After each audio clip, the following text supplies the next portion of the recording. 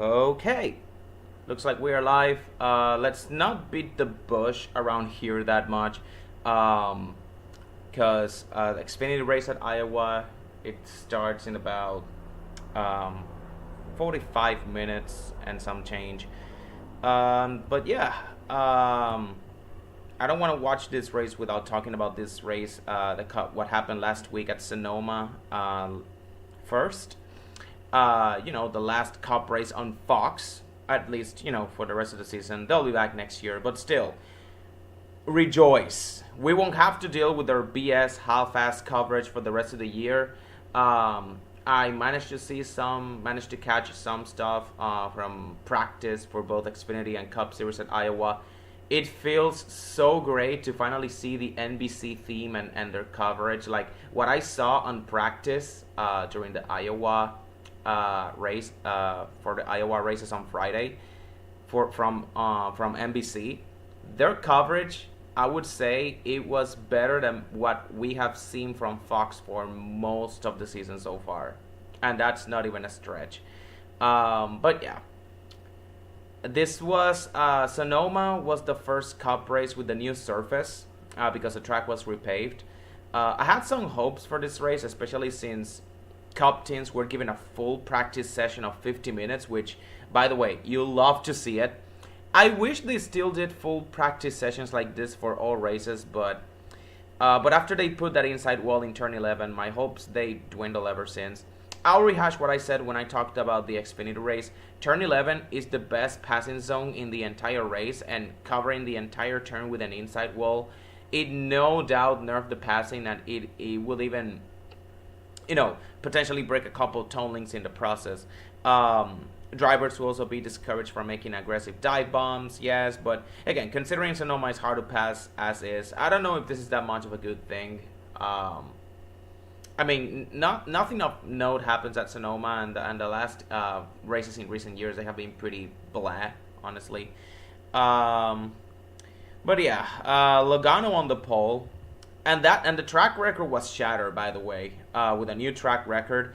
26 drivers broke the old track record. Talking about the Cup Series, of course. Although some of that can be attributed to the fact that the start-finish line was temporarily moved during qualifying, so drivers didn't have to go around the entire track just to make it back to pit road. But still, new track record is a new track record. Tyler Reddick qualified second, Ryan Blaney third, and he was fastest in practice too, with a great qualifying run for him at a track that he usually struggles at. So it's good to see Blaney just, actually bounce back after a pretty tough start to the not really tough start, but like a really tough stretch to the season. He started the season off strong, but he has been falling back ever since. Chase Elliott fourth, Kyle Larson fifth, William Byron 6th, Daniel Suarez 7th, Alex Bowman 8th. So Hendrick Motorsports, they qualified all of their cars in the top 8, 4, 5, 6, 8. Great qualifying effort for Hendrick. Ross Chastain 9th, Ty Gibbs qualified 10th, then AJ Allmendinger qualified 11th, Michael McDowell 12th, Carson Hocevar 13th, Todd Gilliland 14th, Christopher Bell 15th, Austin Dillon 16th, Corey LaJoie 17th, Bubba Wallace 18th, Noah Gragson 19th, Zane Smith 20th, then Truex 21st, a little bit further in the back, and Will Brown, he qualified 24th, V8 Supercars driver, making his Cup Series debut in the 33 car for RCR, following in the footsteps of Shane Van Gisbergen, SVG. And SVG won the Xfinity race at Sonoma the day before too. So Denny Hamlin 25th, Chris Buescher 26th, Austin Cindric 28th, Kyle Busch 29th. Really tough qualifying effort for him. Cameron Waters 31st, another V8 Supercars driver making his Cup debut. But if you remember Cam Waters, he had already ran some truck stars with ThorSport though, so this is not completely new for him. It will still be his first time stepping into a Cup car, though. Josh Berry, 32nd. Stenhouse, 33rd. Keselowski, 35th. And then John Hunter Nemechek, 37th. And Eric Jones, 38th. Legacy, once again, she didn't debate in qualifying. There are two Toyotas qualifying in in the bottom two spots. So, the race begins. Logano jumps out to an early lead over Reddick and Blaney in stage 1. But the action doesn't last long though, as on lap 3, Denny Hamlin blows an engine on the front stretch and he starts leaving oil and fluid on the track. And it wasn't from downshifting or anything. It was just a freak engine failure, and a pretty ugly one at that too. A lot of smoke coming out of that car, oil, fluid. It happened like in the middle of the front stretch too. John Hunter Nemechek, he also hit the turn 1 wall after driving over some of that oil too, and he got to pit to fix the damage. He's able to continue though. The race restarts on lap 7. Logano continues to lead over Tyler Reddick and Blaney as the race stays green. We got an incident during this. Truex spun in turn 2 after contact with Will Brown. And Chastain also went off track in turn 8 on the same lap, but he saved it. No caution for either of these incidents. The green flag run went on. This was a pretty long green flag run. I would say this was the longest green flag run we had for quite a while. At least for the first half of the race. Tyler Reddick, we saw Reddick take several picks at the 22 for the lead, but Logano held strong. But it was pretty clear. Reddick had the faster car. All Logano had to do, all he had to wait was for Logano to make a mistake, and then he will be able to pounce. We also saw William Byron fall out of the top 10 after reporting a flat left rear tire, and he got to make an unscheduled pit stop because he even went off track in turn 2. And then the caution comes out a couple laps later. Another Joe Gibbs racing car with issues. This time it's a 54 of Ty Gibbs locking the brakes up and hitting the wall in turn 1 hard. He had hit the wall in turn 11 the previous lap with the right front, so already had prior damage. Maybe the toe link was a little bit bent too, but I told you that turn 11 wall, even if you weren't trying to dive bomb it, that turn 11 wall was definitely gonna break some toe links. I know I saw it in the Xfinity race there when I was covering the Xfinity race. When I talked about the Xfinity race, I knew this was gonna happen, that the inside wall was gonna bend a couple of toe links. Ty Gibbs becomes the first victim of that. And with that, that's already 3 Gibbs cars with issues in just 15 laps already. Just a disaster start for them. Then we go to pit road. Most of the field stays out, but a few takers in the top 10 nonetheless, including the leader Joey Logano, as well as AJ Allmendinger. Austin Dillon, Kyle Busch, Brad Keselowski, and Cameron Waters were also among those who also pitted on this caution. So this leaves Tyler Reddick as the new leader on the restart, with Blaney, Larson, and Elliott in the top 4. But not for long, as a caution comes out immediately afterwards for a 4-car crash entering the SS. Chase Briscoe, it started with Briscoe getting turned by Austin Cindric, and Stenhouse got collected. Joey Logano also got collected, and Logano had just given up the lead to pit. It was a tough break for him too, as he got some significant damage on the, I believe it was on one of the sides. I don't remember if it was like the left side or the right side. I do believe it was the right side though. Yeah, it was the right side of the car. But yeah, he was out of the running for the win and potential stage points. And also Harrison Burton, 14 car with big damage too in the rear end. And that was 3 cautions in stage 1 already at a place that doesn't see that many yellows already. So we got more strategy on pit road. Again, the leaders stay out while some guys towards the back, they decide to pit. This time it's Bell, Brown, Byron, Buescher, and also Keselowski again. He pits. Then we go to the restart. It's 3 to go in the stage, and Reddick, he holds the lead the rest of the way, and he just wins stage 1.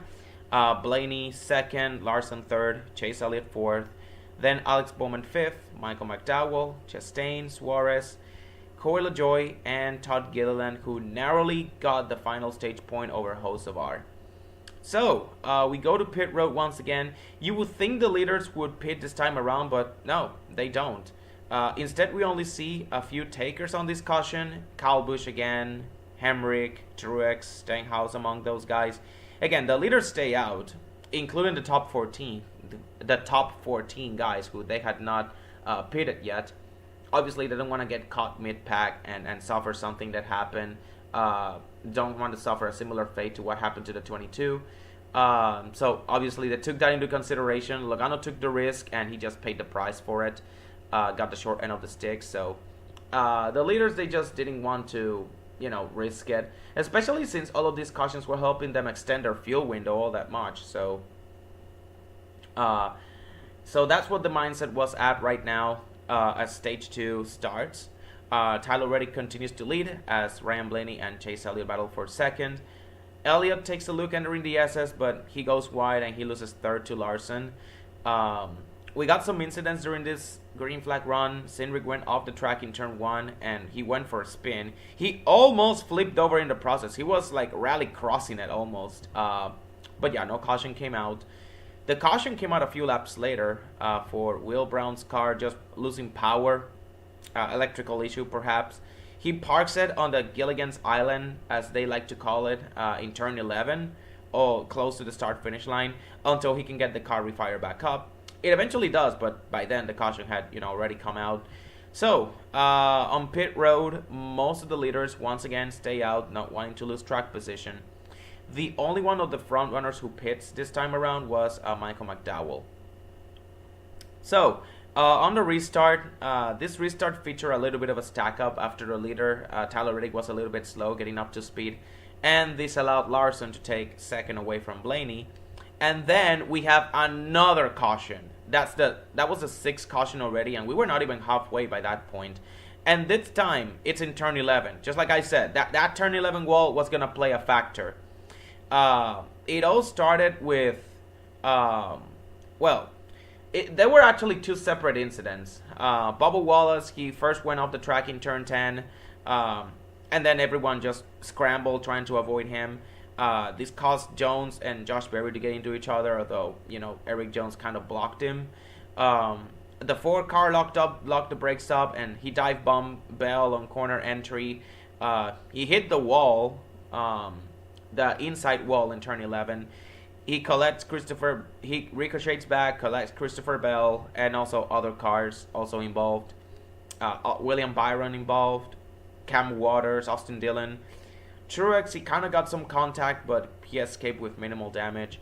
Byron reported a tow link from that wreck, by the way. And then under caution, Will Brown's car, that 33 car, lost power again off turn 2 and had to be pushed back to pit road. And once again, this extended the caution quite a little bit. But yeah, the leaders continue to stay out up front. This caution lap's obviously helping them extend their fuel window to the point that they could actually make this, that they could potentially go the entire first 2 stages without pitting. Obviously, that was a bit of a stretch because they will need a couple of more cautions to, they would have needed a couple of more cautions to, make that happen. But yeah, it was considered for a moment. Todd Gilliland was the only one of the front runners who pitted this time around. Everyone else stays out. And on the restart, we got yet another caution. The 7th of the day. Like, what the fuck were we doing on that first half of the race? Like, can we not? This time it was an accident in the SS. 3 cars into the tire wall. Cindric, Gragson, and McDowell. Corla Joy also spawned but didn't go into the tire, so a 4-car incident, 3 cars stuck in the tire barriers. Fortunately though, all cars involved were able to continue, although Gragson, that 10 car, had significant damage, and this caution was extended for repairs to the pit wall.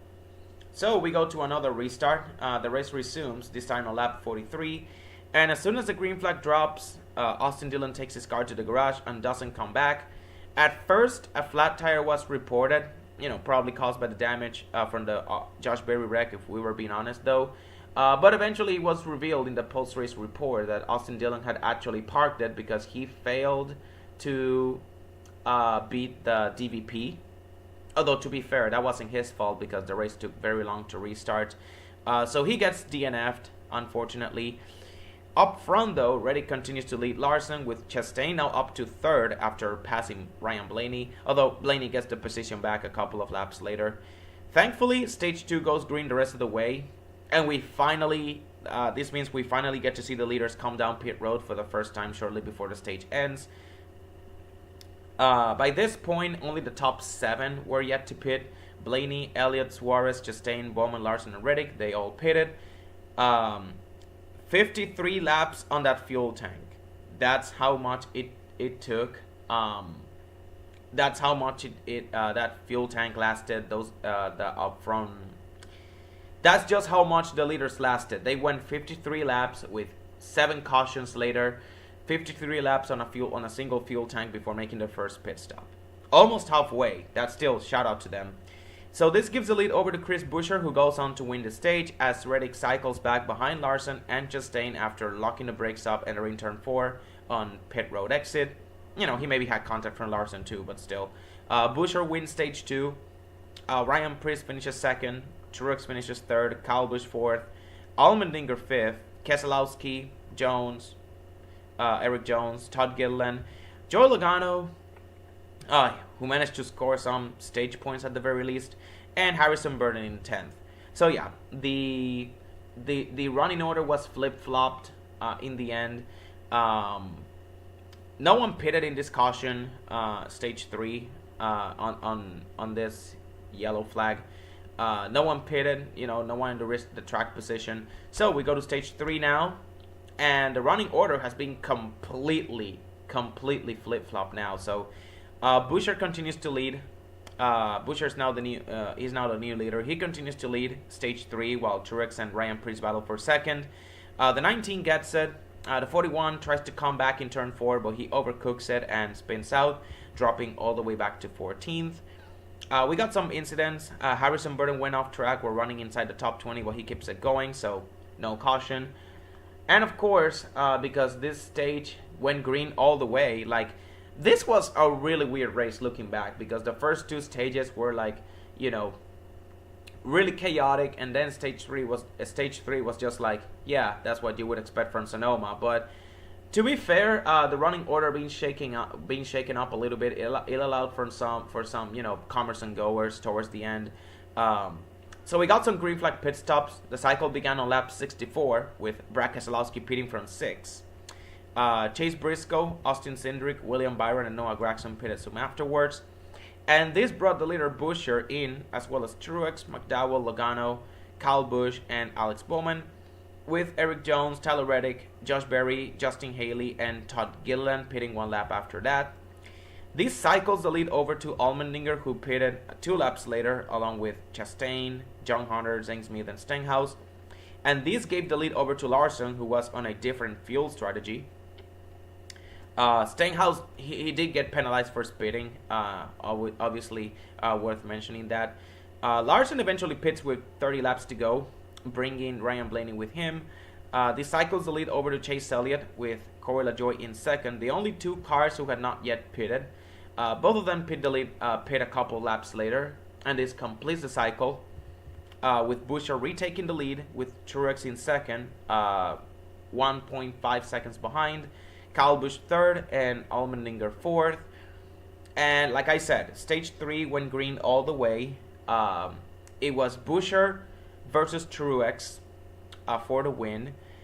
But Kyle Larson, he also, with those fresh tires, he was 6 seconds back from Buescher when he came back into the track. But he was making up ground like crazy on those final 10 laps. It was a 3-car battle for the win. It was pretty much a 3-car battle for the win. Buescher had to hold off a closing Truex for the final 10 laps, as well as a charging Larson. Truex trying to get Buescher as fast as possible before Larson got too close to him. And Larson was just, trying to make ground with his 13-lap fresher tires. In the end, the 3 cars just come together with 8 laps to go, with Truex making his move on turn 11 and clearing Buescher for the lead of turn 2 on the next lap after racing side by side on the start-finish line. But not for long, as in turn 4, Larson makes his own move on Truex and he takes the lead himself. And credit to Truex for trying to keep pace with them, but Larson was just too good in the closing laps. He holds Truex and wins his 3rd race of the season. Just as Truex runs out of gas and Kyle Busch also gets spawned by Ross Chastain while running in the top 5, and then he runs out of gas as well, coming to the start finish line. Are you freaking kidding me? The caution, that stage 3 was as tame as it could have been, but that last lap was just pretty much freaking chaotic. That was like stage 1, stage 2 all over again. That final lap was just absolutely crazy. And it was bad enough that it had to happen to Kyle Busch. But to my race winning pick as well, like, I'm not even joking. That is 2 weeks in a row my winning pick has run out of fuel on the last lap or running in the top 2. I pick Ryan Blaney to win a gateway, and he runs out of fuel, and he finishes as the last car on the lead lap outside the top 20. The same thing happened to Truex. He was running second, and he ran out until he ran out of fuel on the last lap and finished outside the top 20. Like, are you kidding me? I was not having a very good week. Add to that the fact that, you know, Kyle Busch was on his way to a top 5 finish, and then Chastain happened. Although, to be fair, I was a bit mad at Chastain, but then again, Kyle Busch, he ran out of fuel in the end, so, you know, he still wouldn't have finished top 5, but at the very least he could have salvaged the top 10. So still, I'm a little bit mad at Ross Chastain for, you know, sending it the way he did. I know he locked the tires up, but it's Ross Chastain, man. So Larson, he ends up winning his 3rd race of the season, and he also regains the points lead, despite missing the Coke 600 2 weeks ago. And what an incredible turn of events too, because at the start of the week, we didn't even know if Larson would get the waiver. And now he has the waiver, and he wins the very next race after getting the waiver. Like, it's pretty clear he deserves to be in the playoffs. He just sent a message with that win. And the fact that NASCAR took as long as they did to come to that decision when it was pretty clear that Larson deserved it from the start, it really baffles me. But anyways, let's check out some of the notable finishers on this race. Let's go down to finishing results here. Michael McDowell finished 2nd. He managed to get past Buescher on the closing laps for 3rd, and Truex running out of fuel allowed him to gain another spot to finish runner-up. Chris Buescher finishes 3rd. Great finish for him. Chase Elliott in 4th. He bumped Chastain out of the way after Ross tangled with Busch on the last lap, so he finishes 4th. Ross Chastain, he still hangs on to finish 5th. His first top 5 finish since Las Vegas in March. Pretty hard to believe.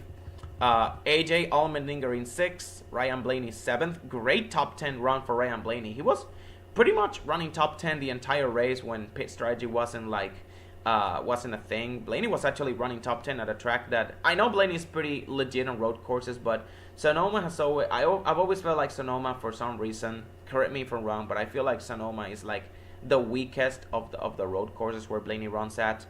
But yeah, Tyler Reddick 8th, Christopher Bell 9th. About the only JGR car that had no issues today, Christopher Bell, he finishes 9th. And Todd Gilliland 10th. Front Row Motorsports, a double top 10 day for them. Corey LaJoie 11th. Kyle Busch in 12th. He was originally scored like 17th after crossing the finish line on no fuel. But before the caution had come out due to Truex running out of gas beforehand, and he was like slow on the track as cars were passing him to cross the finish line, Kyle Busch was officially scored 12th at the moment of caution. Brad Keselowski finished 13th.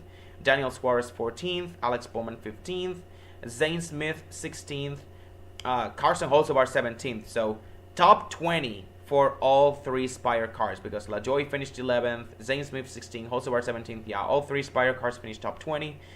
Ryan Preece in 18th, Eric Jones 19th, and Bubba Wallace 20th. Then Joey Logano 21st. Just like what happened with Ty Gibbs in the Xfinity race, he just got caught up in an accident after giving up the lead to pit and restarting mid-pack. Just an unfortunate turn of events for him. Austin Cindric 22nd. I definitely expected a top 10 run out of him, especially after he got some momentum after winning Gateway. Not that it matters because he's already locked into the playoffs, but still. Kaz Grala 23rd. Martin Truex 27th. He went from 2nd to the last car on the lead lap after running out of fuel. Just absolutely painful to watch. And it's crazy too, because at no point in time was James Small telling him that he was, he was supposed to save fuel. Like, he just told, like, it just happened on the last lap. They just realized that Truex was low on fuel, and they told him, yeah, save as much as you can. But like, by that point, it was just too late. It's just crazy, man. it's like Jonathan Hassler and James Small. They just teamed up to make sure that I didn't do well in these last 2 weeks in fantasy, picking up my when I was like picking the winners of the race. I picked Blaney to win last week. I picked Truex to win this week, and they both run out of fuel, running in the top two. Like, it's so crazy. I cannot help but laugh at my own misfortune. But yeah. William Byron finished 30th. He just never recovered after getting involved in that multi-car wreck. He got a bend tolling from that as well, so, you know. Will Brown 31st after multiple electrical failures. At least he finished better than Cameron Waters, though. Cameron Waters finished 35th after DNF due to the multi-car crash from Josh Berry that took out Josh Berry. And as a matter of fact, looking back at Christopher Bell, he got involved in that incident. So all JGR cars, they actually got involved in an incident in some type of way. It's just that Christopher Bell, he managed to battle back for the spin to finish 9th. But yeah, he was definitely involved in that multi-car wreck. He just managed to get out of it relatively unscathed and managed to finish actually 9th. The same cannot be said for his other 3 teammates, but yeah, JGR, Joe Gibbs Racing, they had a pretty tough race today at Sonoma. For some reason, they just cannot get this track. They just cannot figure out this track in recent years, outside of Truex. But even Truex had issues in this race. Josh Berry 32nd, again, just DNF, probably due to damage from the crash. Justin Haley finished 33rd. A little bit disappointed. It's crazy for me to say that I actually had expectations for Rick Ware Racing in this race and Justin Haley, but he was running top 15 for parts of the race. Unfortunate for him to DNF with a mechanical issue. Chase Briscoe 34th, transmission issue. At least that's what the DNF. That's what the reason for DNF says here. Transmission failure or transmission issue. But he obviously had some damage as well from the incident with Logano and Cindric. Austin Dillon 36, again, that dumb DVP took him out. Ty Gibbs 37th, again, DVP, but to be fair, he also had the bend tolling from the wreck on turn 11, and that wheel, the right front tire was just bent like that. Yeah, he was not coming back on the track.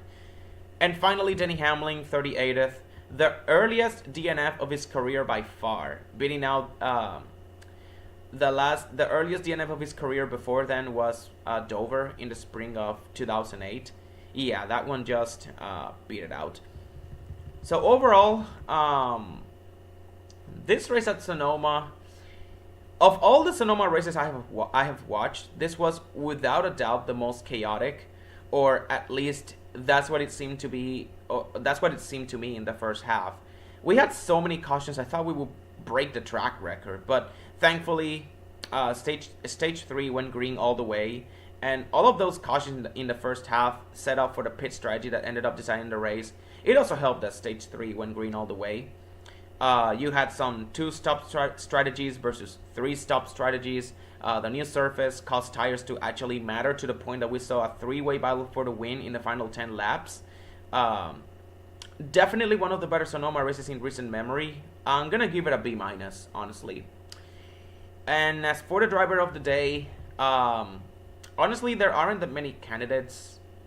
I'm just gonna go with the winner here. I'm gonna go with Kyle Larson, because he went from, like I said, when the week started, we didn't even know if Larson would get a waiver. But by the end of the week, we saw Larson getting the waiver and also winning another race. Once again, he reminded us why he is the best driver in NASCAR right now. He sent a message to the NASCAR officials that he definitely deserved to be in the playoffs. And thank you for giving me that waiver.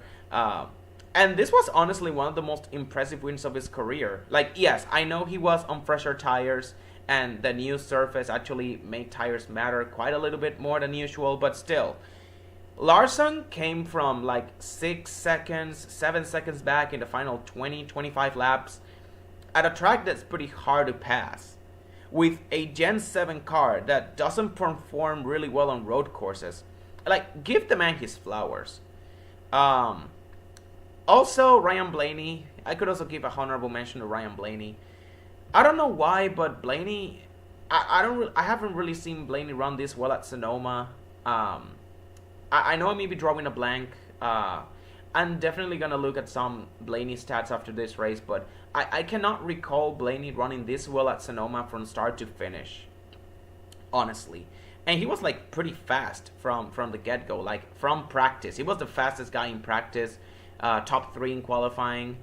He ran top 5, top 10 pretty much the entire race when pit strategy was not shuffling the running order. I don't know why, but Blaney, when I think of Ryan Blaney at Sonoma, I just don't think like, I just don't feel like he usually runs very well at that track. So it was honestly pretty refreshing to see Blaney actually running, putting a complete race together for once. And actually, he actually bounced back as well. This was actually a great bounce back race for him as well after, struggling and also running out of fuel at a gateway at a race that he could have pretty much locked him into the playoffs. But yeah, with that, the Fox portion of the season is finally over. Let's all rejoice. No more cartoon graphics, no more close-up shots, no more NASCAR, showing kids in the grandstands, no more camera crew missing on-track action, no more subpar commentary. We are past that hellhole now. We are getting some real NASCAR coverage now with NBC. And again, no disrespect to the Fox people, but I gotta tell it how it is, especially since it has been going on for the past couple of years now. Get your shit together. The only thing I'm gonna miss about Fox is, the race hub coverage, and the radioactives. Because the race hub, they finally did away with race hub, which is like really sad. That was one of the few positives from NASCAR on Fox, honestly. But yeah, bring it on. Let's bring on NBC. Iowa racing, Iowa weekend. I'm pretty excited for this race as well, especially since I've always wanted, for the past couple of years, I've always felt like the Cup race, like the Cup Series, they deserve to run at Iowa. But yeah, let's see what this weekend brings, and let's just enjoy some high quality coverage from NBC. Let's go, man.